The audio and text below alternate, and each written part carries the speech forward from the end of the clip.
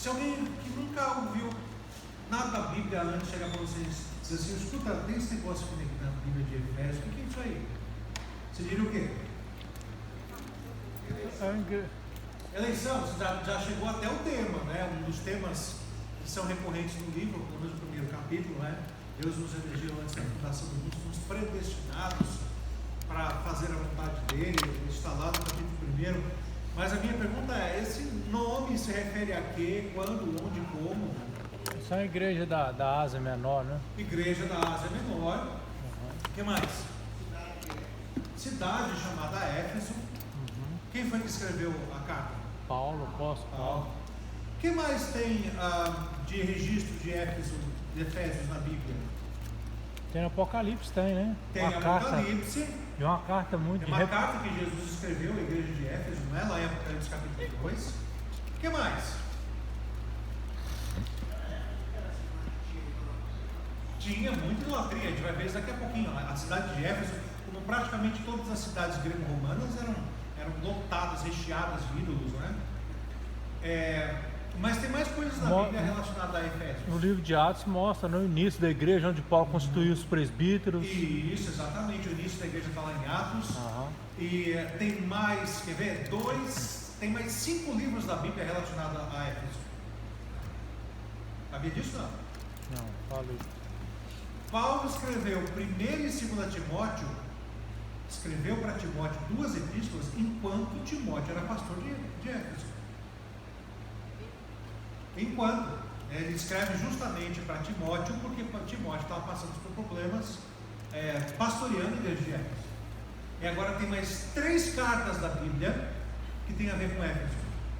Aliás, 4 livros da Bíblia, 3 cartas e um livro do Novo Testamento relacionado com Efésios. João, quando João escreveu os evangelhos 1ª e 2ª e 3ª João, ele estava nos seus últimos dias de vida. Depois do exílio na ilha de Patmos, ele foi para onde? Para a cidade de Éfeso. Então olha que interessante, como o livro a cidade de Éfeso, a igreja de Éfeso, era uma coisa tão importante. Você tem lá o registro dela em Atos, Efésios, 1ª e 2ª Timóteo, 1ª, 2ª e 3ª João e o Evangelho de João. Então nós temos 8 livros da Bíblia associados à igreja de Éfeso. Interessante isso, não é? Fora isso, é muito possível que Filemon tenha estudado na escola de Tirano, fundada por Paulo. Aonde? Em Éfeso. Mais um aspecto aí. Então, assim, alguns dizem, irmãos, que assim como Deus confiou a Israel o Antigo Testamento, confiou aos Efésios o Novo Testamento. Mais ou menos a comparação que se faz é essa. Portanto, eu quero fazer aqui uma introdução. Tá bom? O volume parece que baixou um pouquinho. Ótimo, tá bom. É mais importante. Fazer aqui então uma introdução. Se eu quero saber sobre fazer uma introdução ao livro de Efésios, para onde que eu vou? Para Atos, muito bem. Era para ser uma pegadinha, para você tem que ler Efésios, não é? Então vamos lá, irmãos. Primeira coisa que eu quero mostrar para vocês, essa linha roxa é o Império Romano na época de Jesus, ok? No tempo do Novo Testamento. Então você vai ter aqui várias coisas. Isso aqui é o norte da África, Espanha, Portugal está aqui, Europa, Inglaterra está aqui para cima, quase aqui nessa pilastra da Inglaterra. Aqui você tem a capital Roma. Aqui em Alexandria você tem a segunda maior cidade do Império Romano. A segunda maior cidade do Império Romano era Alexandria, só perdia para Roma. E depois você tem aqui, nesse lugar chamado Ásia Menor. Então, sempre que você fala de as cidades da Ásia e Ásia, nós não estamos falando de China, que isso tudo está para cá. Ó. Isso aqui vai depois, você vai a Península Arábica, né? A Mesopotâmia, a Irã, que hoje está tudo para cá. Mas sempre que se fala Ásia, tem a ver com essa regiãozinha aqui, tá? Então, aqui era a chamada Ásia Menor, onde está as 7 igrejas do Apocalipse, inclusive o Éfeso está aqui. E desse lado aqui ficava a Caia, também é citada várias vezes na Bíblia, cuja a principal cidade era Corinto, que não está aparecendo nesse mapa. Então, por que é importante Corinto e Éfeso? Por que as duas cidades estão muito relacionadas? Porque quando Paulo esteve aqui em Éfeso, ele escreveu 2 cartas aos Coríntios do lado de lá do mar. Ok? Então, a gente vai ver essas coisas bem associadas. O que mais? Na atualidade, se quiser saber que países estão onde, olha aqui, ó. Todas essas cidades da Ásia Menor hoje estão na Turquia. Tá? Então, estão todas elas aqui. Então, aqui Alexandria ficava no Egito, que nós vimos, Itália, onde está Roma, até hoje está Roma, e a Caia, a grande parte dela é ocupada pela Grécia. Tá? Você tem aqui também várias cidades que estão na Macedônia, que é aqui em cima, ó, também é citado. No mapa anterior, não está o mapa aqui, Macedônia, várias cidades que Paulo visitou na Macedônia. Então, que nomes são importantes para você entender o Novo Testamento? Geralmente a Ásia Menor, você tem aqui Éfeso, Laodiceia, está por aqui, Tessalônica, Filipe, está desse lado aqui perto de Corinto, Macedônia, Acaia, e Roma e Alexandria. São cidades que sempre vão aparecer nos textos bíblicos, tirando aqui Jerusalém, Damasco, Antioquia, não é? Então são cidades que sempre vão aparecer. Para a gente entender os textos bíblicos melhor, uma ideia de geografia bíblica é sempre legal, tá? Muito boa. E é uma coisa que as pessoas têm dificuldade hoje em dia de lembrar. Esses dias eu vi numa entrevista, um canalzinho do YouTube, né, entrevistando universitários americanos, falando assim para eles, perguntando para eles: cite o nome de todos os países que fazem divisa com os Estados Unidos. Todos os países, são 2, né? São só 2. Canadá e México, né? Que segredo que tem, né? Mas o universitário não sabia. Mas se o cara não sabe geografia, né, da atualidade, quanto mais vai saber geografia bíblica, né? Isso aí é muito complicado. Então esse aqui é o mapa de hoje em dia. Alguma dúvida sobre essa questão de geografia? Não? A localização de Éfeso está aqui, tá? Na Turquia hoje em dia. Alguma dúvida sobre isso? Algum comentário? Pois bem, o que é importante aqui? Eu vou falar sobre a autoria e data da carta dos Efésios. Ela foi escrita pelo apóstolo Paulo, então, por ocasião da sua prisão em Roma. Ok? Então, quando foi que Paulo esteve lá em Filipe? Em Éfeso? Entre os anos 52, 53, 51, 54, por ali. Ele passou mais de 2 anos, talvez quase 3 anos na cidade de Éfeso. E ele vai escrever a carta aos Efésios quase 10 anos depois, quando ele é depois levado para Roma, depois da sua terceira viagem missionária. Ele é preso, levado para Roma, porque ele apela para César, e lá então ele fica em prisão, meio que domiciliar ali, né? Ele tem algumas regalias, porque ele é cidadão romano, e então ele dita muitas cartas enquanto ele está preso. E uma dessas cartas é justamente aos Efésios. Percebam aqui a imagem, né? Então ele tinha, na maioria das vezes, usava ali a figura de um escriba, de um amanuense, é o nome desse cara. O amanuense era uma pessoa que escrevia enquanto o outro ditava, tá? E aqui Paulo está acorrentado, e não dá para ver, mas geralmente as correntes elas eram ligadas ao soldado. Não era como dizer assim, ele ficava sempre conectado com o soldado, né? Acorrentado junto ao soldado. E é por isso que Paulo fala aos Filipenses, que também é uma epístola chamada Epístola da Prisão, porque ela foi escrita quando estava preso. Ele está dizendo que por causa das cadeias, por causa da prisão, toda a guarda pretoriana ouviu falar do Evangelho de Jesus Cristo. Por quê? Porque esses caras aqui, ó, que ficavam acorrentados junto ao Paulo, eles eram obrigados a ouvir o Evangelho inteirinho. Olha que legal, não é? E Paulo, olhando para isso aí, via o que é uma grande oportunidade. Que legal que eles estão ouvindo o Evangelho. Que bom que eu estou preso, porque os soldados têm ouvido o Evangelho. Fala, Raul.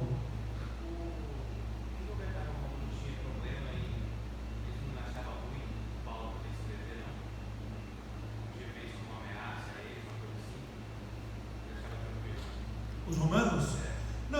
Não viam. Na verdade, uma coisa que é interessante é que os romanos eles eram extremamente complacentes, eles não viam problema nenhum em eles adorarem, em Israel adorar o Deus de Israel. Primeiro porque os israelenses eles tinham um privilégio. O privilégio era de serem o único povo autorizado a não idolatrar o imperador. E por que eles tinham esse privilégio? Porque os judeus, eles se entregaram aos romanos, não precisaram ser conquistados na expansão do Império Romano em 100 anos antes de Cristo. Então era uma época que os judeus tinham o chamado governo dos sacerdotes, eram os sacerdotes reis, a chamada dinastia dos Macabeus.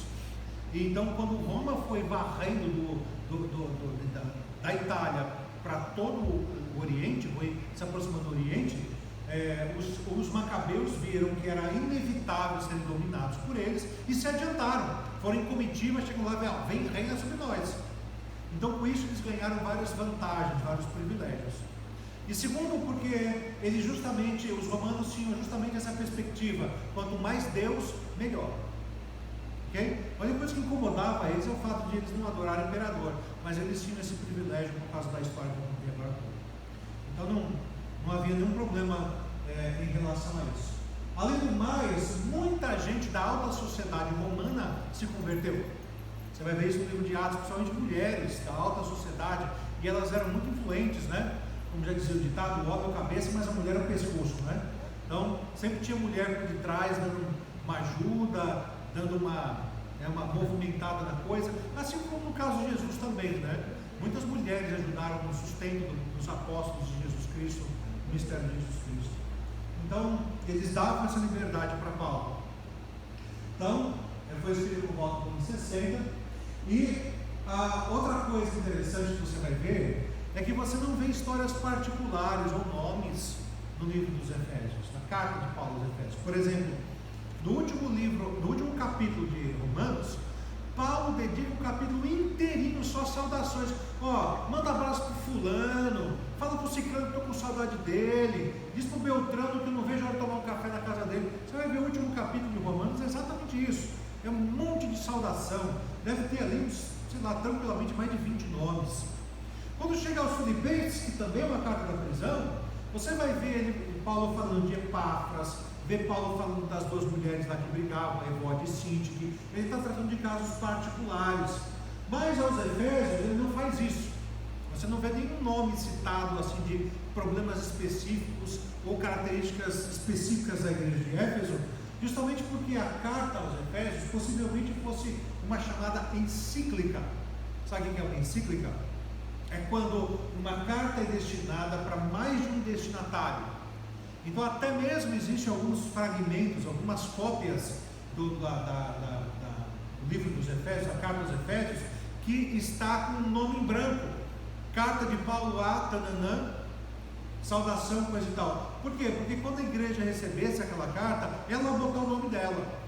Ok? Paulo, escrevendo aos Colossenses dessa vez, ele mostrou que isso acontecia. Ele falou assim: olha, essa carta que eu estou mandando para vocês através de Epáfras, ou era Tíquico, não lembro, eu quero que seja lida na cidade de Laodiceia, e a carta que eu mandei para Laodiceia, eu quero que seja lida aqui aos Colossenses também.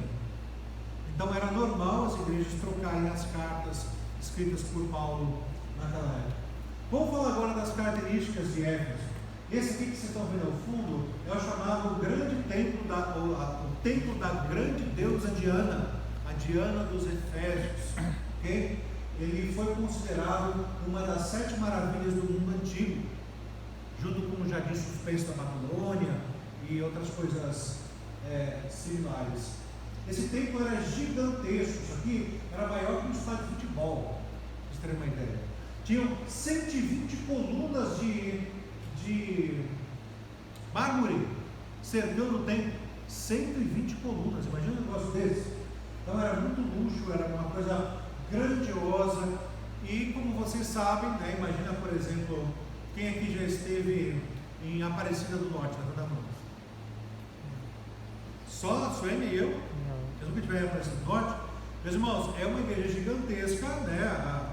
Acho que só pede para o Vaticano, né, como sendo a Igreja Católica, a maior Igreja Católica do mundo, e como todo centro de peregrinação, o que existe é um tremendo comércio religioso por causa do templo, ok? E aqui não era diferente.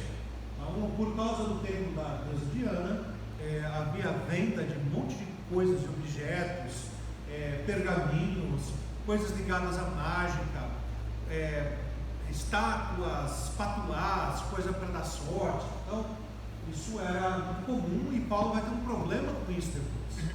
Okay? Então, a cidade de Éfeso era uma cidade importante. Lembra do mapa? Éfeso era a capital da Ásia Menor. Era uma das cidades mais importantes da região.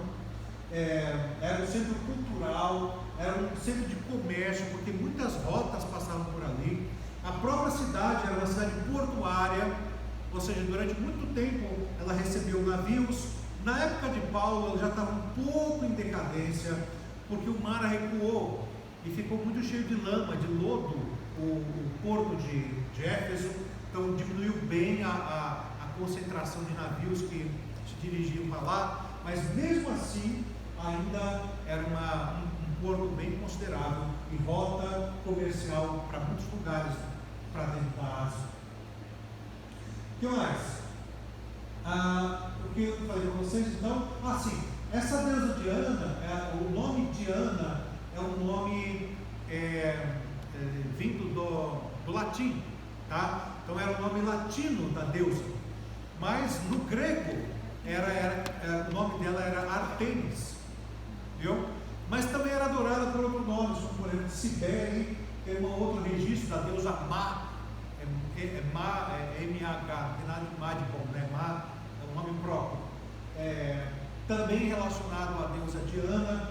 Ela era uma deusa considerada representante da floresta, dos animais, da caça, e a cidade nessa época tinha 200.000 habitantes. Para aquela época era uma cidade bem grande, tá? Mais habitantes, por exemplo, do que Jerusalém, para vocês terem uma ideia. Bom, essas aqui são imagens achadas, encontradas sobre a deusa Artemis, tá? Sempre do lado de animais, alguma coisa assim, e se cria, você vai ver isso no relato bíblico de Atos, que a estátua principal do templo da deusa Diana, lá em Éfeso, ela caiu do céu. Isso era uma lenda, né, que eles diziam que foi Deus Júpiter que mandou do céu a estátua, e essa estátua era adorada, era venerada dentro do templo que ficava lá na cidade de Éfeso. Pastor, Oi. Interessante que esse mesmo acontecimento hoje em dia é a mesma coisa. Hoje a gente vê aí esses santos, né?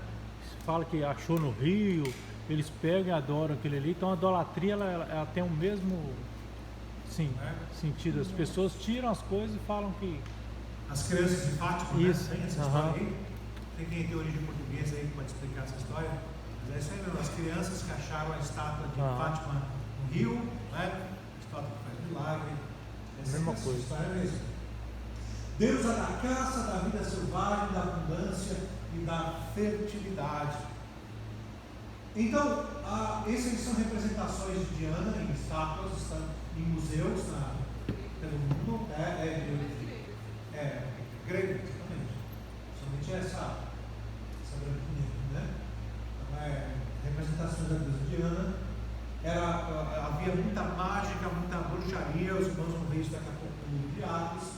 Amuletos, né? Por isso que, por exemplo, eles pegavam os objetos pessoais de Paulo, e diz o texto bíblico de Atos capítulo 19, que pessoas tocavam nos objetos pessoais de Paulo e eram curadas. Por quê? Porque eles estavam acostumados a fazer isso com outras coisas. Então é só que no caso de Paulo, obviamente foi por causa do poder de Deus.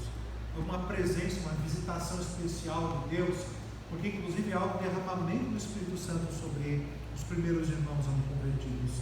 Há um mini Pentecoste entre os 12 primeiros convertidos ali na cidade, conforme a gente vai ver daqui a pouquinho. E um grande sincretismo, porque tem lá um judeu. O que é sincretismo? É uma mistura de religiões, tá? Quando você tem ali o paganismo misturado, por exemplo, com o judaísmo. Então tinha um cara lá chamado Cefas, não é Cefas, não é Cefas, não é?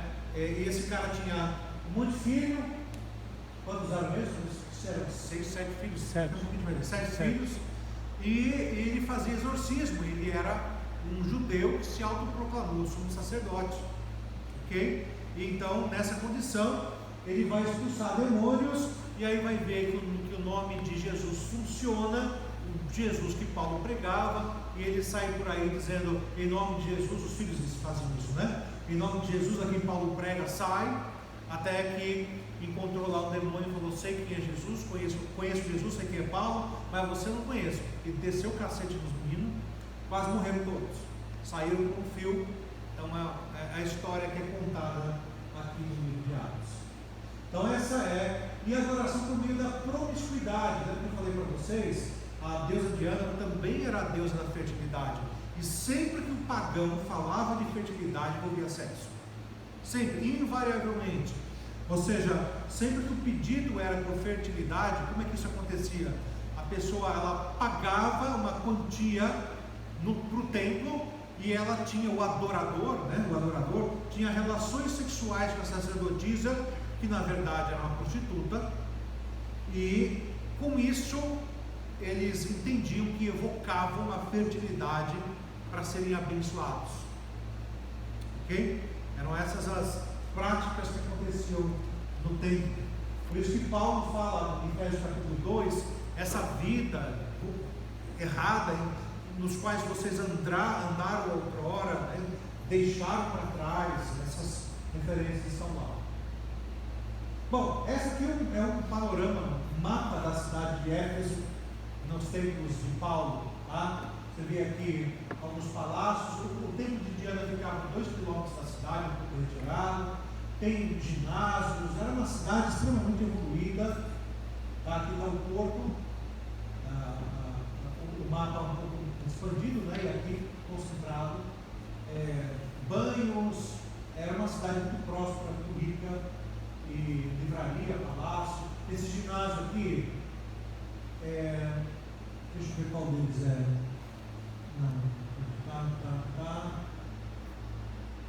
Aqui, esse estádio aqui, existem ruínas dele até hoje. Eu vou mostrar para vocês. Aqui. Passou. Eles construíram na cidade de um ginásio, um teatro para 24 mil pessoas sentadas. Então, era uma cidade muito próspera, muito rica. Agora a gente vai falar dos 3 momentos de Éfeso, de Paulo em Éfeso, e eu gostaria que a gente fosse para a Bíblia para isso. O primeiro texto que a gente vai ler em Atos capítulo 18, versículos 18 em diante. 18 a 21.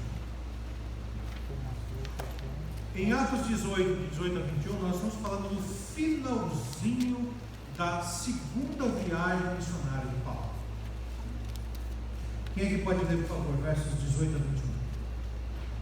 Mas Paulo, havendo permanecido ali ainda muitos dias, por fim, despedindo-se dos irmãos, navegou para Síria, levando em sua companhia Silas e Aquila, depois de ter raspado a cabeça em Cencreia, porque tomaram voto. Chegados a Éfeso, deixou-os ali, e porém, entrando na sinagoga, pregava os judeus, rogando-os que eles permanecessem ali não mais algum tempo,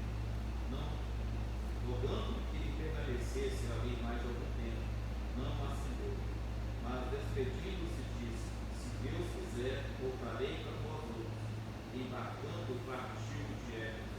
Ok, então esse é o finalzinho da segunda viagem missionária. Paulo tinha intenção de ir para Jerusalém, por isso é dito aqui que ele contraiu votos, ou seja, ele deve ter passado por um tempo de voto de nazirelado, ou seja, voto de nazireu, e o voto terminava com a raspagem da cabeça. Paulo deve ter feito isso justamente porque ele ia para Jerusalém e ele queria que os judeus vissem que ele não estava negando o judaísmo. Por isso que ele não podia ficar muito tempo em Éfeso, porque ele queria que ia para Jerusalém oferecer o sacrifício junto com os cabelos, que era assim que terminava o voto do Nazireu. A pessoa oferecia um sacrifício a Deus e oferecia junto os cabelos que ela rapou, como sendo a dedicação daquele tempo, em especial para contrair os votos. Ok? Por isso que ele estava com a cabeça raspada. Então ele estava navegando, chegou até o porto de Éfeso e deixou lá quem? Missionários. Quem eram eles? Priscila e Áquila. E o interessante é que em todos os lugares das escrituras que aparece a Priscila e Áquila, você vai ver primeiro o nome dela e depois o nome dele, dando a entender que quem era mais ponta firme ali no casal era ela, não ele. Ela ocupou a proeminência da instrução e pregação do Evangelho acima do próprio marido. Alguns entendem até por causa do conhecimento que ela tinha, por causa da perseverança dela nas escrituras. Ela se destacou mais ainda do que o próprio marido. Então ele está partindo para Jerusalém e deixa lá em Éfeso, fica ali algum tempo pregando na sinagoga. Os judeus que estão ali, os judeus que estão ali gostam do que estão ouvindo, pede para Paulo ficar mais tempo, mas Paulo ele vai para Jerusalém. Estamos aqui falando do final da segunda viagem missionária, e deixa em Éfeso Priscila e Áquila. Elas vão ser missionários prepostos de Paulo ali naquele lugar, ok? Alguma questão, alguma dúvida até aqui? Pois bem, irmãos, ele ficou então pouco tempo. Nós estamos falando aqui do ano 52 depois de Cristo, ou seja, 8 ou 9 anos antes de ele escrever a carta aos Efésios. O que mais? Ele pregou nas sinagogas e deixou então lá Priscila na cidade para que plantassem lá uma igreja. E ele disse aqui no versículo 21 o seguinte: mas despedindo-se disse, se Deus quiser voltarei para vós outros. E embarcando partiu de Éfeso. Então ele disse que ele queria voltar, e foi o que de fato aconteceu. Na terceira viagem missionária, ele praticamente sai e vai direto para Éfeso e passa lá algum tempo. Mas antes disso, depois que Paulo partiu, Apolo, lembra lá do começo de Corinto? Quem é Paulo, quem é Apolo, né? Somos todos aqueles que plantam, mas é Deus que faz a semente colher. Então, Apolo chegou a Éfeso, e aí tem essa historinha que é interessante a gente ler. Versículo capítulo 18, 24 a 28, quem que pode ler? Nesse meio tempo, chegou a Éfeso um judeu natural de Alexandria, chamado Apolo, homem eloquente e poderoso nas Escrituras. Era ele instruído no caminho do Senhor, e sendo fervoroso de espírito, falava e ensinava com precisão a respeito de Jesus, conhecendo apenas o batismo de João. Ou seja, vocês se lembram que naquele mapa, logo no começo eu mostrei para vocês a Alexandria?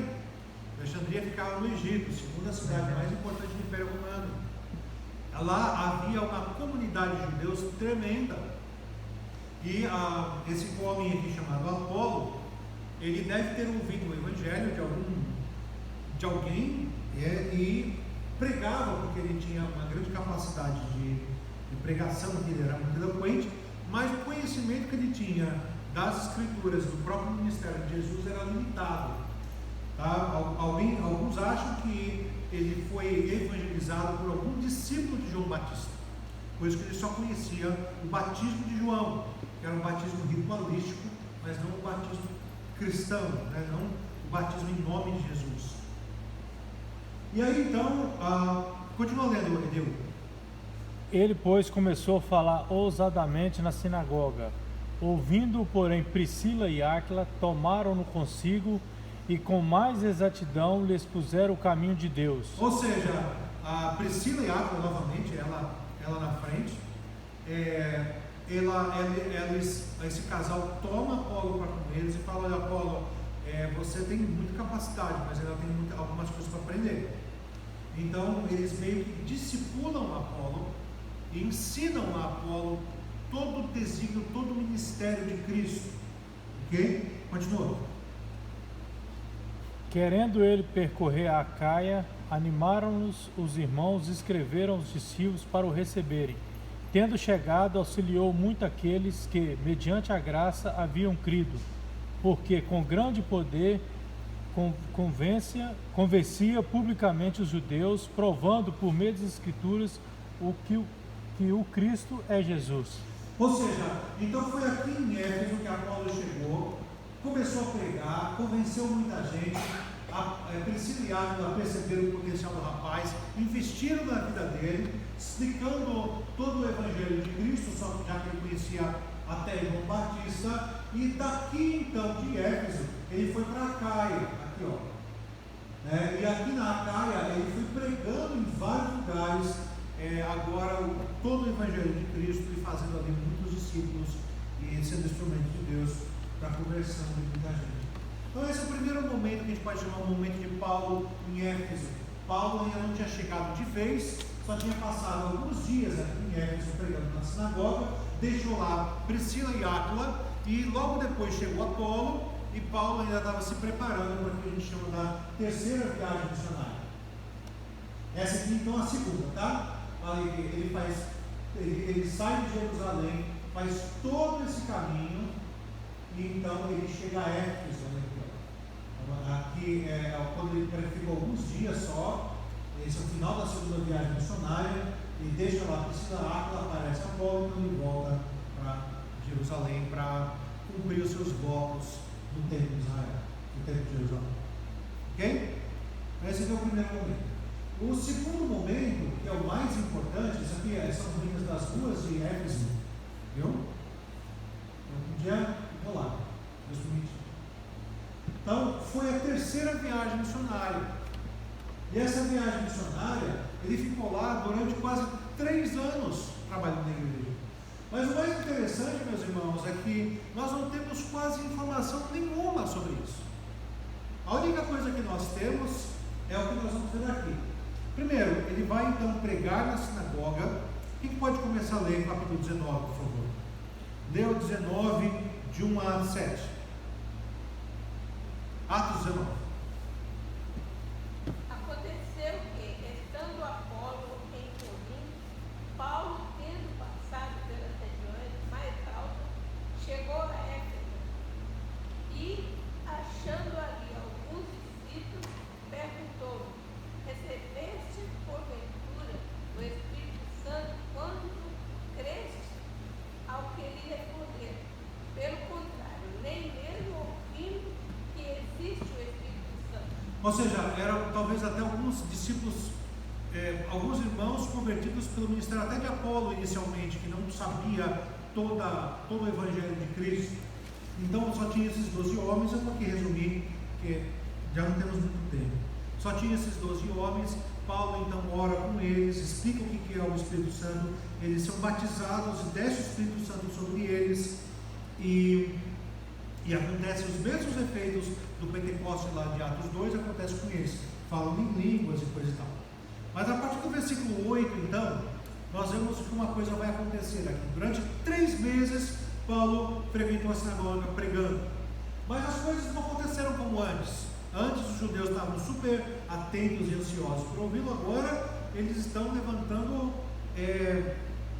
questões aqui, né? Paulo tenta persuadi-los a respeito do reino de Deus, e alguns deles se mostraram empedernidos, ou seja, endurecidos e descrentes, e falavam mal do caminho.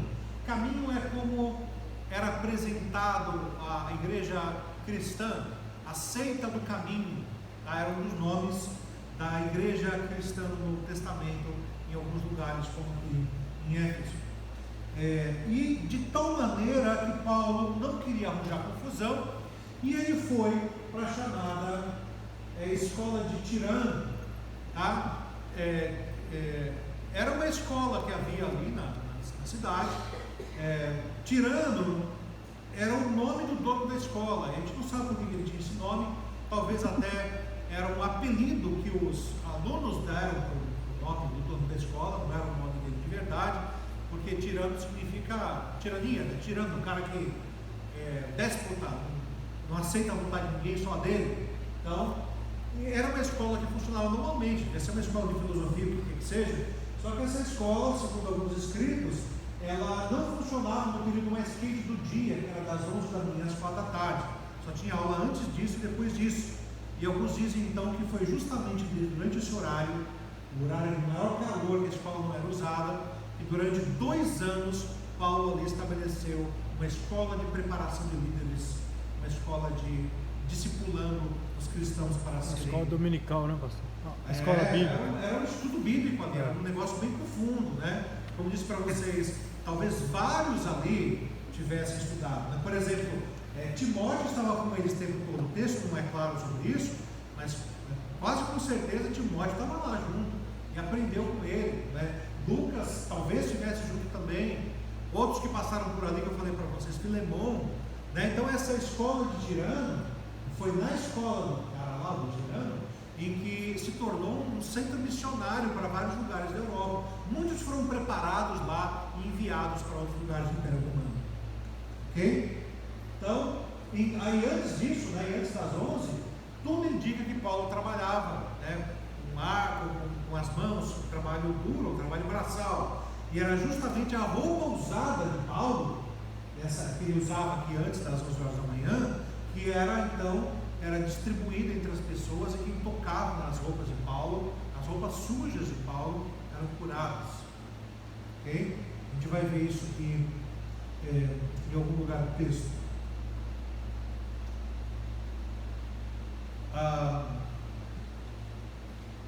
Versículo 10, durou isso, capítulo 19, versículo 10, durou isso no espaço de 2 anos, né, ele estava lá na escola de Tirano, dando ensejo a todos os habitantes da Ásia, veja só, a região toda, né, ouvissem a palavra do Senhor, tanto judeus como gregos. E Deus, pelas mãos de Paulo, fazia milagres extraordinários, a ponto de levarem aos enfermos lenços e aventais do seu uso pessoal, diante dos quais as enfermidades fugiam das suas vítimas e os espíritos malignos se retiravam. Vejam só, né? Interessante. O que mais? Então o que você vai ver, né? Olha que interessante. Do capítulo 19, o começo, o derramamento do Espírito Santo sobre os gentios ali de Éfeso. Depois você vai ver o trechinho de Paulo pregando o Evangelho em Tirano, preparando líderes, ensinando a palavra, transformando ali a cidade num centro de distribuição da palavra para toda a Ásia Menor. E depois a sua ação sobrenatural de Deus, e então algumas consequências disso, né? Por exemplo, deixa eu achar aqui.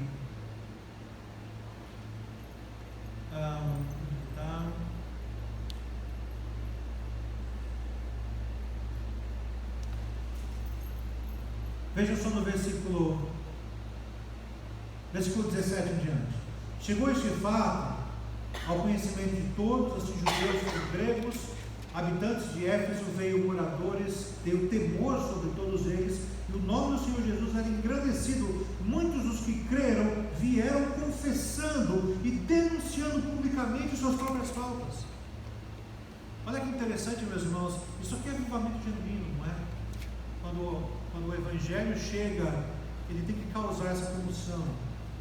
E não só isso, mas diz aqui, também muitos dos que haviam praticado artes mágicas, reunindo os seus livros, os queimaram diante de todos. Calculados os seus preços, achou-se que o montante de 50.000 denários. Quanto você acha que 50.000 denários daria hoje? Então, deixa eu explicar. Então, eles se arrependeram de seus pecados e trouxeram todas aquelas porcarias que eles usavam, pergaminhos mágicos, palavras, né? Era a caixinha de promessa que eles tinham lá no mal, traziam tudo isso daí para ser queimado. E o montante dessas coisas todas, esses livros mágicos, os 50.000 denários. Quanto vocês acham? O que chutar o quanto isso daria hoje?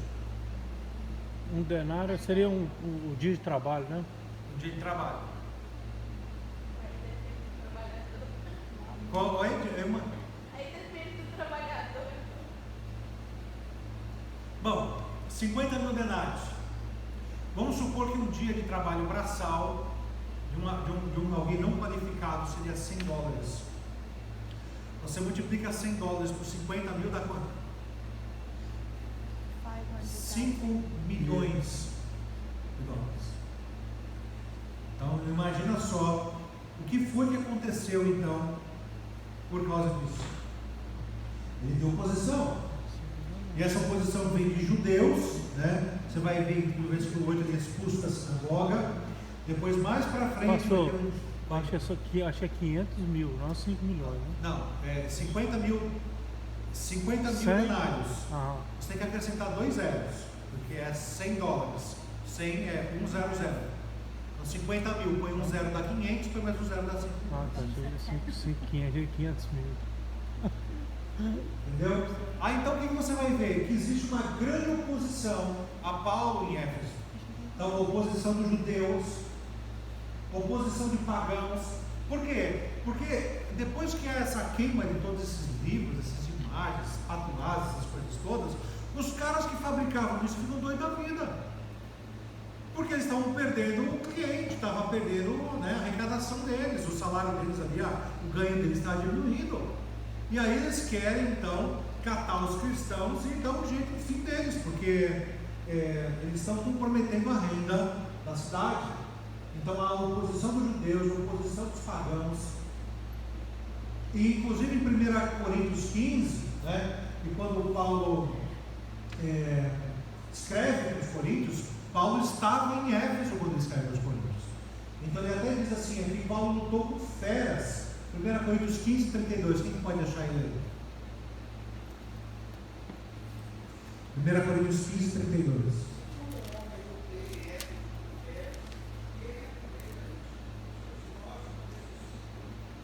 Sim, essa é a parte importante, né? Dizendo que em Éfeso ele chegou a lutar com feras. A gente não sabe se isso daí era literal ou não, a maioria acho que não era. As feras, por exemplo, Jesus chamou pessoas más de víboras, cães, não é? Então era normal você ser xingado, assim, alguém que tinha um poder destrutivo era chamado de fera em algum sentido. Mas existe um livro apócrifo chamado Atos de Paulo, é um livro completamente apócrifo, que conta que Paulo, chegando em Éfeso, ele evangelizou um leão no caminho, e o leão se converteu. E aí Paulo foi jogado na arena para ser comido por feras, e quando abre a jaula da fera para ir comer no meio da arena, o tal do leão convertido apareceu e os dois se ajoelharam juntos e oraram. Então isso é o que diz o livro apócrifo, Atos de Paulo. Umas coisas muito engraçadas. Mas o que tem de importante aqui, que nós vemos, é essa declaração de Paulo em 2 Coríntios 1, de 8 a 10. Eu queria que os irmãos abrissem esse texto aí. 2 Coríntios 1, de 8 a 10. Olha só, o que Paulo está falando aqui, ele está falando da experiência que ele teve na cidade de Éfeso, e que nós não temos a menor ideia do que ele quer dizer com isso, mas é algo muito sério, é algo muito grave, e que eu cheguei, a primeira vez que eu li isso aqui, eu falei, Senhor, o que poderia ter sido isso? 2 Coríntios 1, de 8 a 10, diz assim: porque não queremos, irmãos, que ignoreis a natureza da tribulação que nos sobreveio na Ásia. Éfeso era a capital da Ásia, porquanto foi acima das nossas forças, a ponto de desesperarmos até da própria vida. Acho que a coisa mais forte que Paulo disse em todo o seu ministério foi isso aqui: contudo, já em nós mesmos tivemos a sentença de morte, para que não confiemos em nós, e sim no Deus que ressuscitou os mortos. Então, alguma coisa muito séria, muito grave aconteceu com Paulo lá em Éfeso, que a Bíblia não fala, e nós não temos essa parte da história. Então, em 1 Coríntios 16, outro texto que ele fala sobre muitos adversários, ciladas dos judeus. Nós não sabemos então, mas ele diz, escrevendo aos Coríntios, estando em Éfeso, ele estava passando por vários perigos, e ele mesmo estava atordoado de tantos perigos, desesperado da própria vida em alguns momentos. Veja que tremendo que foi isso. Então essa aqui foi a terceira viagem missionária de Paulo. Okay? Então ele parte da Antioquia da Síria. Então ele passa por algumas cidades, mas rapidamente chega em Éfeso. e fica aqui quase 3 anos. Depois ele vai para Macedônia, ele fala que ele vai para Macedônia, fica lá um pouco e volta. E quando chega aqui na cidade de Mileto, vai acontecer o terceiro momento de Paulo com Éfeso, que na verdade não é em Éfeso, mas daqui da cidade de Mileto ele manda chamar os presbíteros de Éfeso para conversar com eles. Então esse é o terceiro recorte da vida de Paulo em Éfeso que eu queria mostrar para vocês. Então ele convoca os presbíteros, e isso vai acontecer aqui em Atos capítulo 20. Deixa eu achar.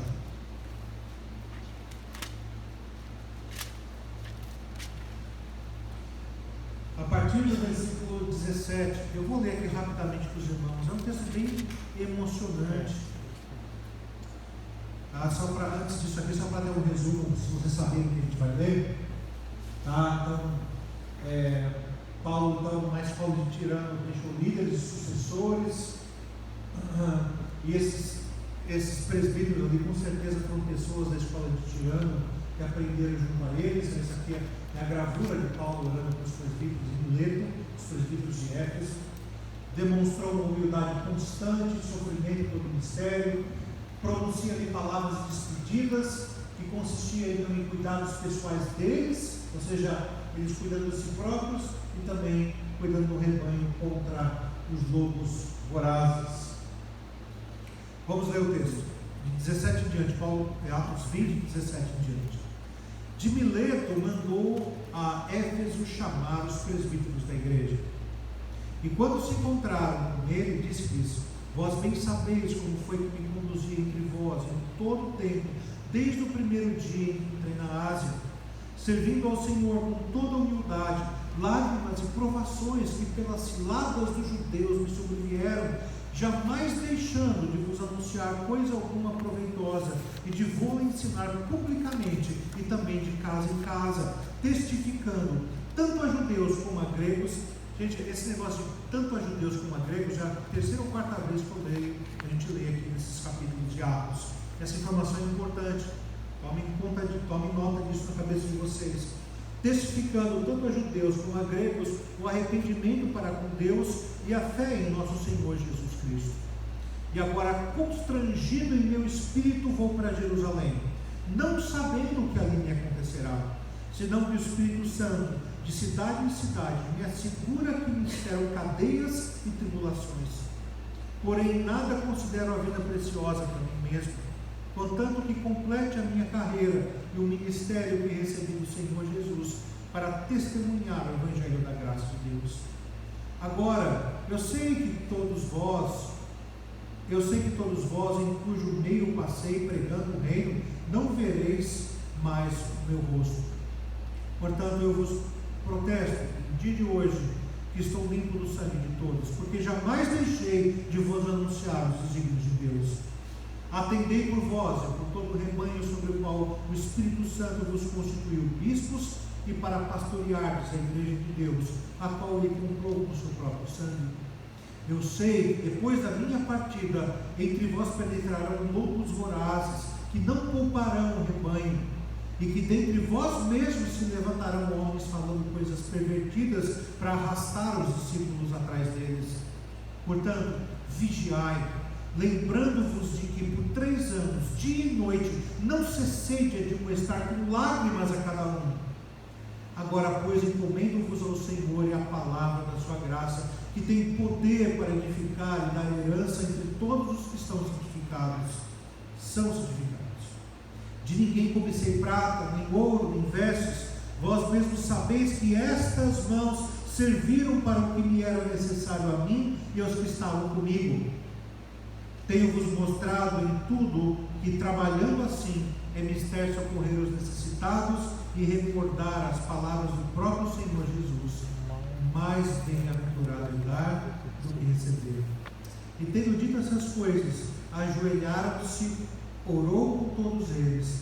Então houve grande pranto entre todos, e abraçando afetuosamente a Paulo, beijaram, entristecidos especialmente pela palavra que lhe dissera, que não mais veriam o seu rosto. e acompanharam até o navio. Bonito pra caramba, né? Lindo. Muito lindo. Então aqui ele fala, né, olha, eu nunca cobicei prata nem ouro, nem nada de vocês. Essas mãos que estão aqui são prova disso. Enquanto ele não começava a aula do discipulado da escola de Tirano, até as 11 da manhã ele trabalhava. E alguns dizem que ele trabalhava não só para o sustento dele, mas dos missionários que estavam com ele, como Timóteo, Priscila, Áquila, e inclusive trabalhava para pagar o aluguel da escola de Tirano. Então percebam, irmãos, que homem abençoado, né? Então, rapidamente para terminar, terminar do jeito que eu comecei, o Novo Testamento faz outras referências a Efésios. Paulo escreve 2 cartas a Timóteo, enquanto Timóteo era pastor lá, que é 1ª e 2ª Timóteo na sua Bíblia. Uma das cartas de Jesus à igreja, às igrejas da Ásia Menor e Apocalipse, é destinada aos irmãos de Efésios. E o apóstolo João escreve o seu evangelho e suas epístolas enquanto estava na igreja de Éfeso. Então, conforme eu falei, irmãos, Éfeso está relacionado à maior parte dos escritos do Novo Testamento. E não é à toa que João Calvino dizia que entre as epístolas do Novo Testamento, Efésios é a minha preferida. Outros teólogos consideram a carta que Paulo escreveu aos Efésios como a rainha das epístolas, porque ela serve para ser um curso de discipulado para todos aqueles que se chegam à igreja cristã. Quem sabe o desafio, né? Conforme eu estava estudando para dar aula de hoje, eu pensei, quem sabe eu não podia escrever um curso de discipulado só em cima da carta de Éfeso, né? De Efésios. Quem sabe? Então fica aqui. Queria passar então a palavra.